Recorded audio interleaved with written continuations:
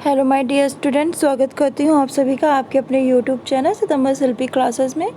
Friends, 4 बज रहा है और आज आपकी लाइव क्लास है सिलाई कला की। आज लाइव क्लास ले रही हूँ, फिर नेक्स्ट जब भी क्लास होगी बता दिया जाएगा। और आपकी प्लेलिस्ट बनी है यूपी टीजीटी सिलाई कला की, उसमें ये क्लास डाल दी जाएगी। उसमें और भी क्लासेस है, आप वहाँ जाके देख सकते हो।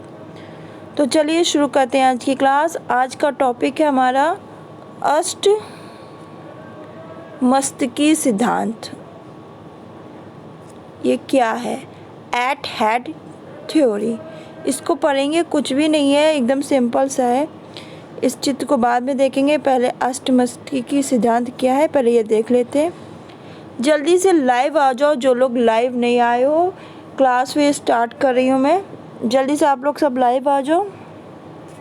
सिंपल सी थ्योरी है, कुछ भी नहीं है। मैं बता दूंगी क्वेश्चन कहाँ से बनेगा, वही लर्न कर लेना, वहीं से क्वेश्चन बनेगा और गलत करके मत आना।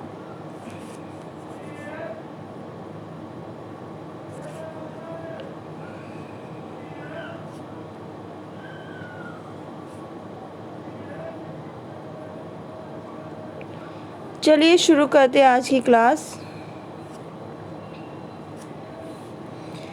इस सिद्धांत को देखिए, अष्टमस्तकी सिद्धांत, ये एट हेड थ्योरी भी कहते हैं इसे। इस सिद्धांत को किसने दिया था? वेम्पर ने दिया था, याद रखिएगा। अष्टमस्तकी सिद्धांत को वेम्पर नामक अंग्रेज ने निश्चित किया था। और ये क्या थे? ये महान टेलरिंग जो विशेषज्ञ थे उनमें से एक थे।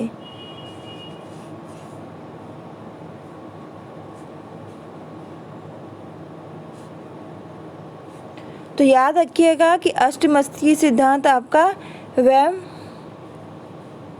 ने दिया था, वेम्पर नामक अंग्रेज ने दिया था। और महान टेलरिंग जो विशेषज्ञ थे उनमें से ये एक थे। इन्होंने क्या बताया कि एक नॉर्मल आदमी की लंबाई और उसके दोनों हाथों को फैलाकर होने वाली लंबाई के बराबर होती है। इन्होंने बोला कि एक नॉर्मल आदमी है, एकदम नॉर्मल आदमी की लंबाई जो है उसके दोनों हाथों को फैला के, 2 हाथ हैं ये इसको फैलाकर, दोनों हाथ को फैलाकर होने वाली लंबाई के बराबर होती है। और उसके शरीर की लंबाई को भी नाप लेने की सुविधा और महत्व पूरी 8 भागों में बांटा गया है। तो उन्होंने क्या है कि उसके शरीर की जो लंबाई को भी नाप लेने की सुविधा और महत्व से पूरे 8 भागों में बांटा गया है। तो इन्होंने बोला कि एक नॉर्मल आदमी और उसके दोनों हाथों को फैलाकर होने वाली लंबाई के बराबर होती है और उसके शरीर की लंबाई को भी नाप लेने की सुविधा और महत्व पूरी 8 अंगों के भागों में बांटा गया है। ये 8 अंग कौन से हैं? पहला आता है हमारा प्रथम भाग। ये सिर से लेकर बालों की ठोड़ी रेखा तक होता है। ये कहाँ तक होता है? प्रथम भाग जो है वो सिर से लेकर बालों की ठोड़ी रेखा तक होता है।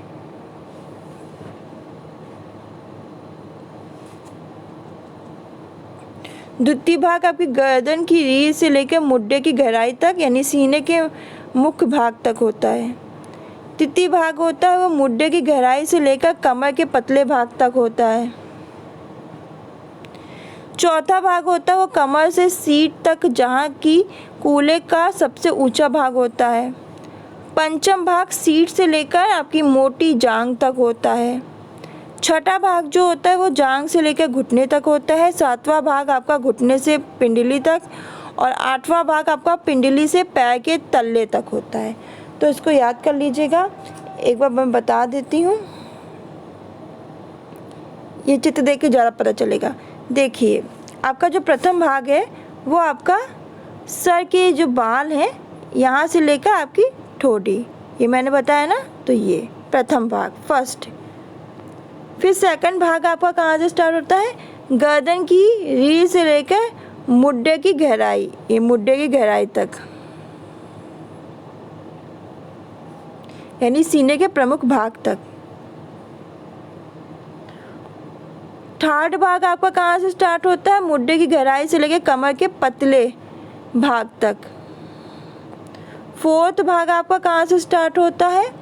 कमर, ये जो कमर है, कमर की सीट से लेकर जहाँ तक कि कूल्हे का सबसे ऊंचा भाग होता है, यहाँ तक।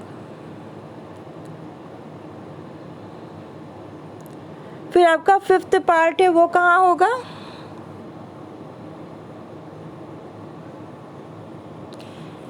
ये आपका फिफ्थ पार्ट सीट से लेकर आपका मोटी जांग तक। छठा भाग आपका जांग से लेकर घुटने तक। सातवां भाग घुटने से लेकर, जो आपका सातवां भाग है ये घुटने से लेकर पिंडली तक। और आठवां भाग हमारा पिंडली से लेकर पैर के तल्ले। तो इस चित्र को देख के आप समझ लोगे, सारे भाग निकालो, चित्र को देखो, आपको समझ में आ जाएगा। इसमें यही है।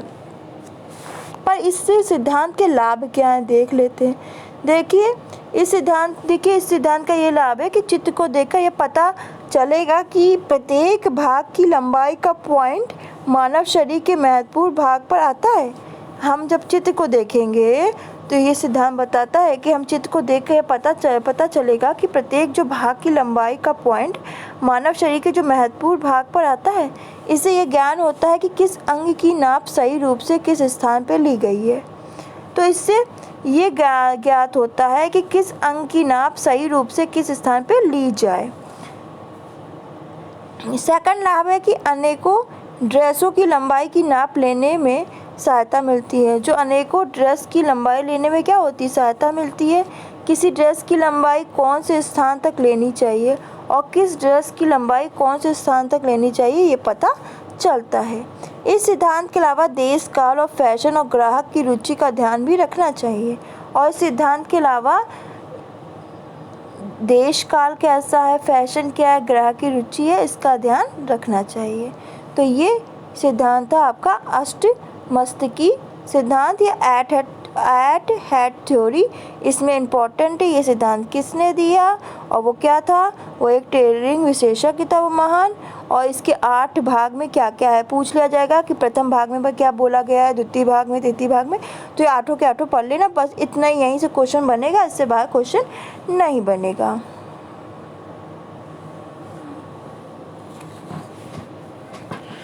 अगर आपको मेरी लाइव क्लास चाहिए तो चैनल को सब्सक्राइब करना, जिससे आपको मेरी लाइव क्लास की नोटिफिकेशन मिल जाएगी। आप मेरी लाइव क्लास अटेंड कर सकते हो। धन्यवाद।